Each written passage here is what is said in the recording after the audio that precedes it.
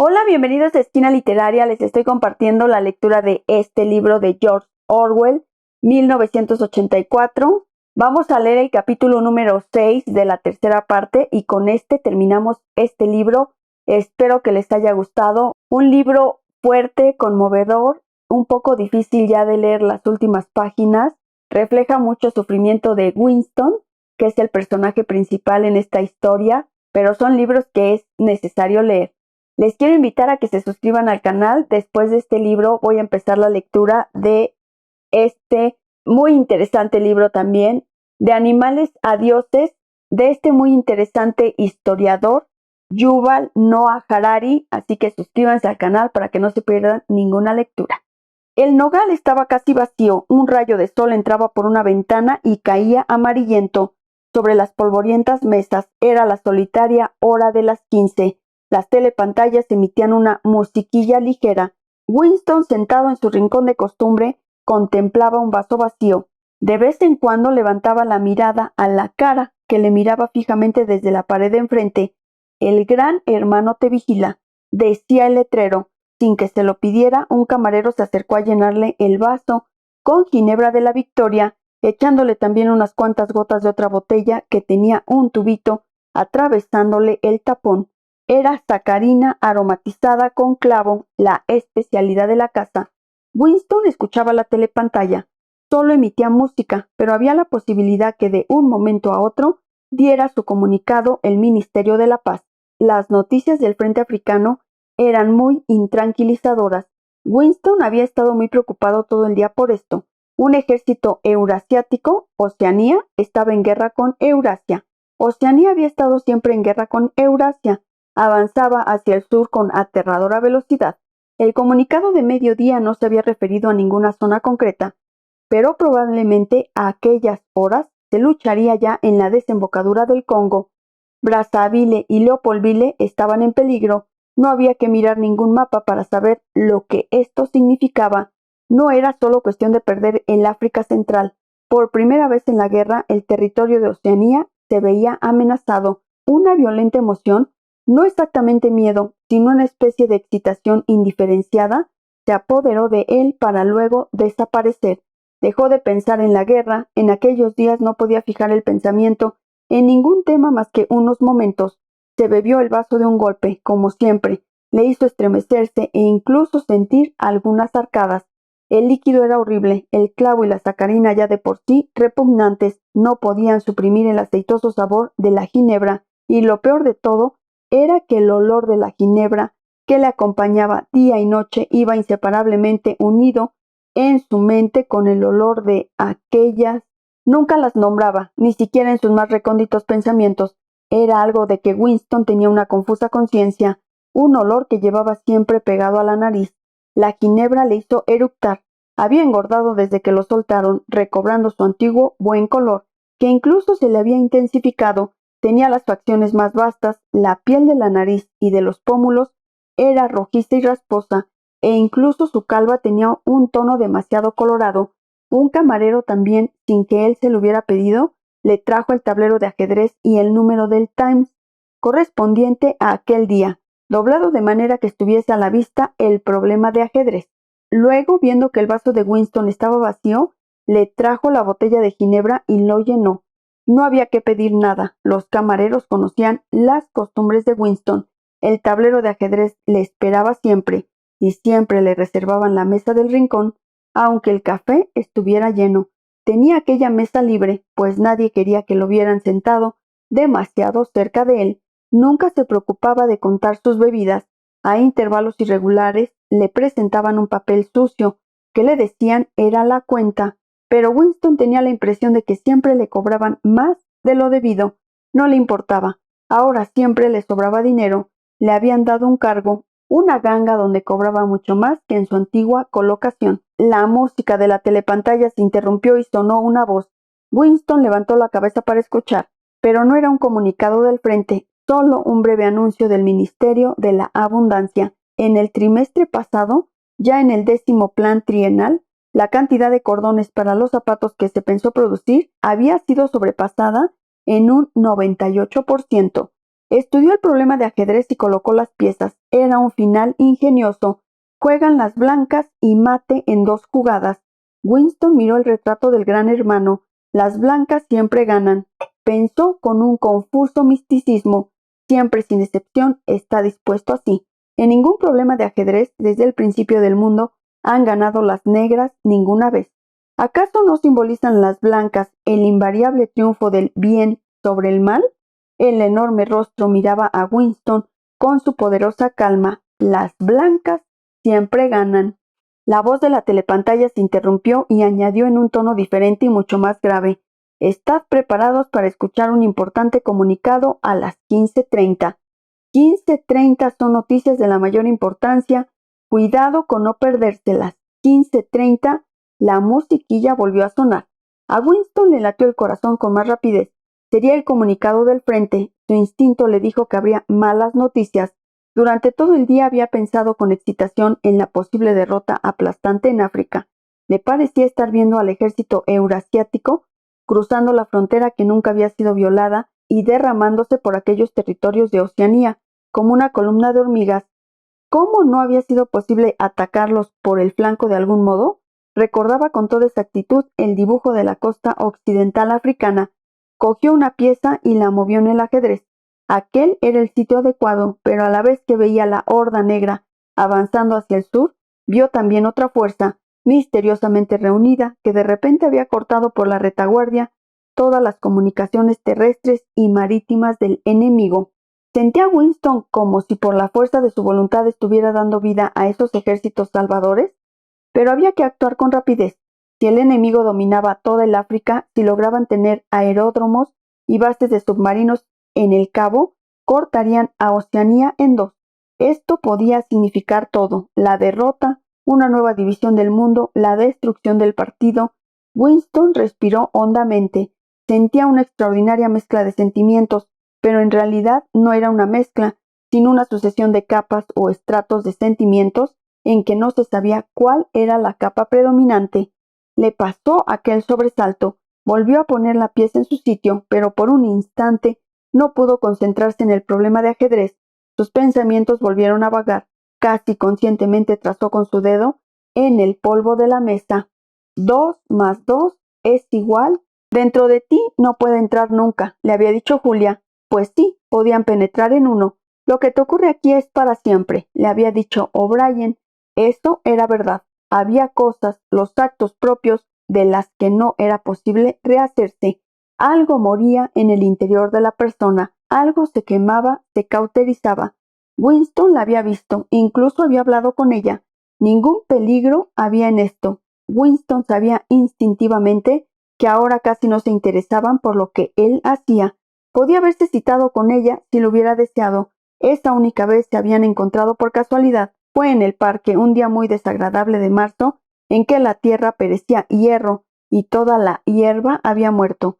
Winston andaba rápidamente contra el viento, con las manos heladas y con los ojos acuosos. Cuando la vio a menos de 10 metros de distancia, enseguida le sorprendió que hubiera cambiado de un modo indefinible. Se cruzaron sin hacer la menor señal.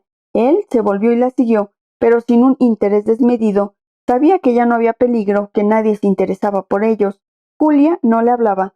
Siguió andando en dirección oblicua sobre el césped, como si tratara de librarse de él, y luego pareció resignarse a llevarlo a su lado. Por fin llegaron bajo unos arbustos pelados que no podían servir ni para esconderse ni para protegerse del viento. Allí se detuvieron. Hacía un frío molestísimo. El viento silbaba entre las ramas. Winston le rodeó la cintura con un brazo. No había telepantallas, pero debía de haber micrófonos ocultos. Además podían verlos desde cualquier parte. No importaba, nada importaba. Podrían haberse echado sobre el suelo y hacer eso si hubieran querido. Su carne se estremeció de horror, tan solo el pensarlo. Ella no respondió cuando la agarró del brazo, ni siquiera intentó desasirse. Ya sabía Winston lo que había cambiado en ella. Tenía el rostro más demacrado y una larga cicatriz, oculta en parte por el cabello, le cruzaba la frente y la sien, pero el verdadero cambio no radicaba en eso. Era que la cintura se le había ensanchado mucho y toda ella estaba rígida. Recordó Winston cómo una vez después de la explosión de una bomba cohete había ayudado a sacar un cadáver de entre unas ruinas y le había asombrado no solo su increíble peso, sino su rigidez y lo difícil que resultaba manejarlo, de modo que más parecía piedra que carne. El cuerpo de Julia le producía ahora la misma sensación. Se le ocurrió pensar que la piel de esta mujer sería ahora de una contextura diferente. No intentó besarla ni hablaron. Cuando marchaban juntos por el césped, lo miró Julia a la cara por primera vez. Fue solo una mirada fugaz, llena de desprecio y de repugnancia. Se preguntó Winston si esta versión procedía solo de sus relaciones pasadas o si se la inspiraba también su desfigurado rostro y el aguililla que le salía de los ojos. Sentáronse en dos sillas de hierro, uno al lado del otro, pero no demasiado juntos. Winston notó que Julia estaba a punto de hablar. Movió unos cuantos centímetros el vasto zapato y aplastó con él una rama. Su piel parecía ahora más grande, pensó Winston. Julia por fin dijo solo esto: «Te traicioné». «Yo también te traicioné», dijo él. Julia lo miró otra vez con disgusto y dijo: «A veces te amenazan con algo, algo que no puedes soportar, que ni siquiera puedes imaginarte sin temblar. Y entonces dices: no me lo hagas a mí, házelo a otra persona, a fulano de tal.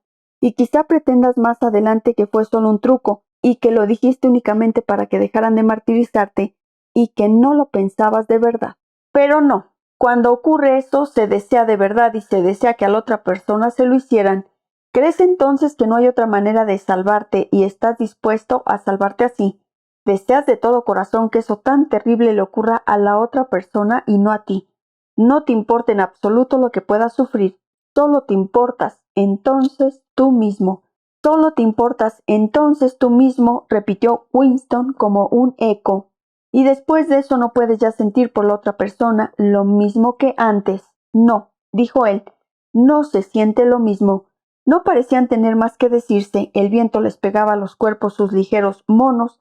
A los pocos instantes les producía una sensación embarazosa seguir allí callados. Además, hacía demasiado frío para estarse quietos. Julia dijo algo sobre que debía coger el metro y se levantó para marcharse. «Tenemos que vernos otro día», dijo Winston. «Sí, tenemos que vernos», dijo ella. Winston, irresoluto, la siguió un poco. Iba a unos pasos detrás de ella. No volvieron a hablar. Aunque Julia no le dijo que se apartara, andaba muy rápida para evitar que fuese junto a ella. Winston se había decidido a acompañarla a la estación del metro, pero de repente se le hizo un mundo tener que andar con tanto frío. Le parecía que aquello no tenía sentido. No era tanto el deseo de apartarse de Julia como el de regresar al café lo que le impulsaba, pues nunca le había atraído tanto el nogal como en este momento. Tenía una visión nostálgica de su mesa del rincón, con el periódico, el ajedrez y la ginebra, que fluía sin cesar.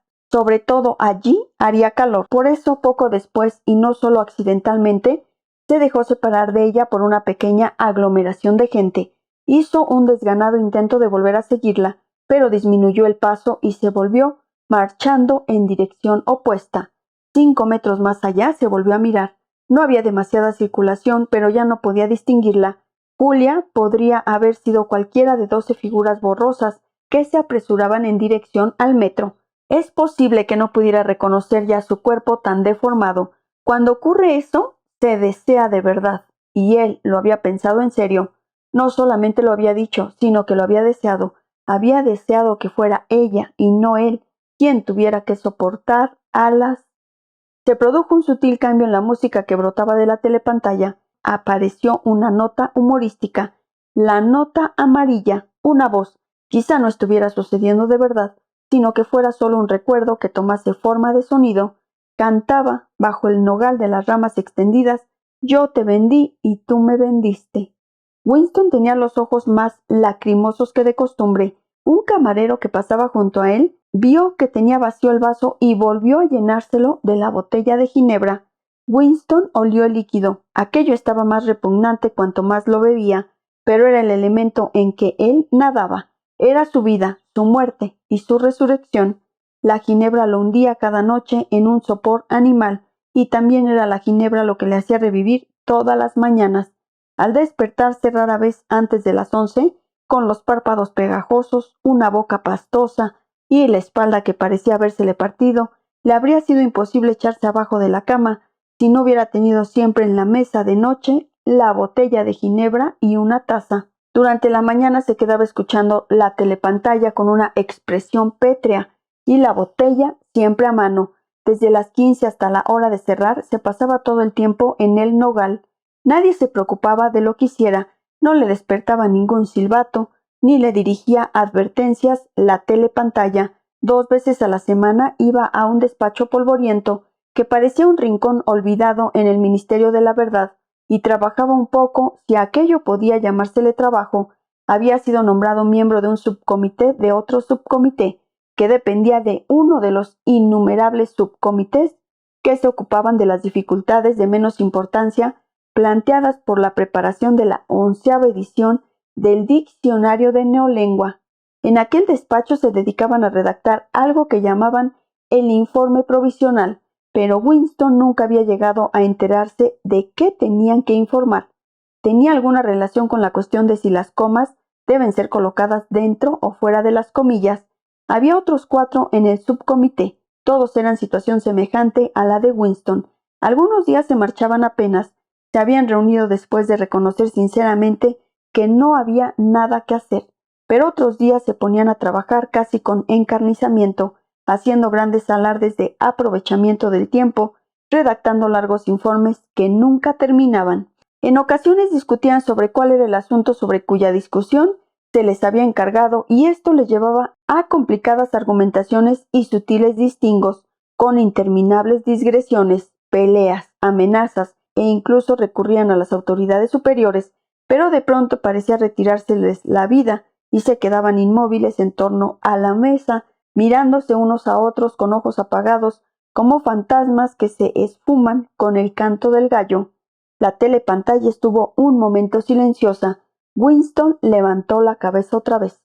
El comunicado.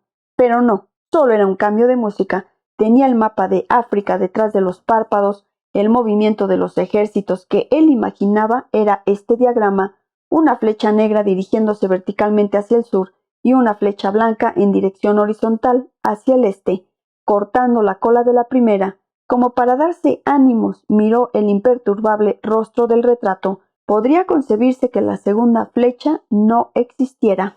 Volvió a aflojársele el interés, bebió más ginebra, cogió la pieza blanca e hizo un intento de jugada, pero no era aquella la jugada acertada, porque sin quererlo le flotó en la memoria un recuerdo. Vio una habitación iluminada por la luz de una vela, con una gran cama de madera clara y él, un chico de 9 o 10 años que estaba sentado en el suelo, agitando un cubilete de dados y riéndose excitado. Su madre estaba sentada frente a él y también se reía. Aquello debió de ocurrir un mes antes de desaparecer ella. Fueron unos momentos de reconciliación en que Winston no sentía aquella hambre imperiosa y le había vuelto temporalmente el cariño por su madre. Recordaba bien aquel día, un día húmedo, de lluvia continua. El agua chorreaba monótona por los cristales de las ventanas y la luz del interior era demasiado débil para leer. El aburrimiento de los 2 niños en la triste habitación era insoportable. Winston gimoteaba, pedía inútilmente que le dieran de comer, recorría la habitación, revolviéndolo todo y dando patadas hasta que los vecinos tuvieron que protestar, mientras su hermanita lloraba sin parar. Al final le dijo su madre: «Sé bueno y te compraré un juguete. Sí, un juguete precioso que te gustará mucho», y había salido a pesar de la lluvia para ir a unos almacenes que estaban abiertos a esa hora, y volvió con una caja de cartón conteniendo el juego llamado de las serpientes y las escaleras. Era muy modesto, el cartón rasgado y los pequeños dados de madera, tan mal cortados que apenas se sostenían. Winston recordaba el olor a humedad del cartón. Había mirado el juego de mal humor. No le interesaba gran cosa, pero entonces su madre encendió una vela y se sentaron en el suelo a jugar. Jugaron 8 veces ganando 4 cada uno. La hermanita, demasiado pequeña para comprender de qué trataba el juego, miraba y se reía porque los veía reír a ellos dos. Habían pasado la tarde muy contentos, como cuando él era más pequeño. Apartó de su mente estas imágenes. Era un falso recuerdo. De vez en cuando le asaltaba. Falsos recuerdos. Esto no importaba, mientras que se supiera lo que era. Winston volvió a fijar la atención en el tablero de ajedrez, pero casi en el mismo instante dio un salto como si lo hubieran pinchado con un alfiler. Un agudo trompetazo perforó el aire. Era el comunicado. Victoria. Siempre significaba la victoria. La llamada de la trompeta antes de las noticias. Una especie de corriente eléctrica recorrió a todos los que se hallaban en el café. Hasta los camareros se sobresaltaron y aguzaron el oído. La trompeta había dado paso a un enorme volumen de ruido. Una voz excitada gritaba en la telepantalla, pero apenas había empezado fue ahogada por una espantosa algarabía en las calles. La noticia se había difundido como por arte de magia. Winston había oído lo bastante para saber que todo había sucedido como él lo había previsto. Una inmensa armada, reunida secretamente, un golpe repentino a la retaguardia del enemigo, la flecha blanca destrozando la cola de la flecha negra. Entre el estruendo se destacaban trozos de frases triunfales, amplia maniobra estratégica, perfecta coordinación, tremenda derrota, 500,000 de prisioneros, completa desmoralización, controlamos el África entera, la guerra se acerca a su final, victoria, la mayor victoria en la historia de la humanidad, victoria, victoria, victoria. Bajo la mesa, los pies de Winston hacían movimientos convulsivos, no se había movido de su asiento, pero mentalmente estaba corriendo a vertiginosa velocidad. Se mezclaba con la multitud, gritaba hasta ensordecer. Volvió a mirar el retrato del gran hermano. Aquel era el coloso que dominaba el mundo, la roca contra la cual se estrellaban en vano las hordas asiáticas. Recordó que solo hacía 10 minutos, sí, 10 minutos tan solo. Todavía se equivocaba su corazón al dudar si las noticias del frente serían de victoria o de derrota. Ah, era más que un ejército eurasiático lo que había perecido. Mucho había cambiado en él desde aquel primer día en el Ministerio del Amor, pero hasta ahora no se había producido la cicatrización final e indispensable, el cambio salvador. La voz de la telepantalla seguía enumerando el botín, la matanza, los prisioneros, pero la gritería callejera había amainado un poco. Los camareros volvían a su trabajo. Uno de ellos acercó la botella de ginebra. Winston, sumergido en su feliz ensueño, no prestó atención mientras le llenaban el vaso. Ya no se veía corriendo ni gritando, sino de regreso al Ministerio de Amor.